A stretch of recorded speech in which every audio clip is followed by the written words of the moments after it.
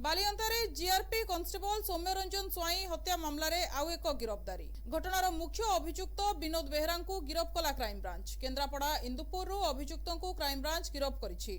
गिरफ अभियुक्त भुवनेश्वर सत्यनगर अंचल बोली जଣାपड़ी। आज आम जो सीआईडी सीबीपीएस केस नंबर 6 नंबर जोटा कि आम बालियंतारू टेक ओवर करूँ से जड़े मुख्य अभियुक्त अरेस्ट होती ना हूँ विनोद कुमार बेहरा सन ऑफ रामचंद्र बेहरा सत्यनगर बासिंदा एवं तांको आम इंदुपुर केन्द्रापड़ारू आम आज गिरफ कर बर्तमान आमर टोटाल गिरफ्तारी संख्या क्राइम ब्रांच 5 जन हेले बालियंता पुलिस 11 जन गिरफ करता आम 5 जन को गिरफ कर जो मान संपृक्ति अच्छी से आम खोजा चलती।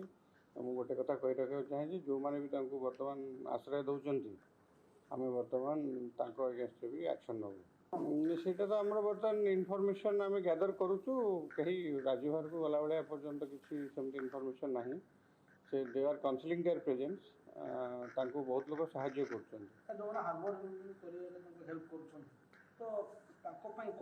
निश्चय आमर अच्छी तो आमर जो भारतीय न्याय संहिता आमर अच्छी हार्बरिंग ऑफ क्रिमिनल जो सेक्शन अच्छी से सेक्शन आम जो पाइबू जे आश्रय देते आम निश्चय गिरफ कर। हाँ मेनली से तो रिलेटिव घर को पलि था कि कौ सांग फांग घर था तेणु आम बर्तमान खोजुचु निश्चय पाइले आम उभय एगेंस्ट आम एक्शन नब।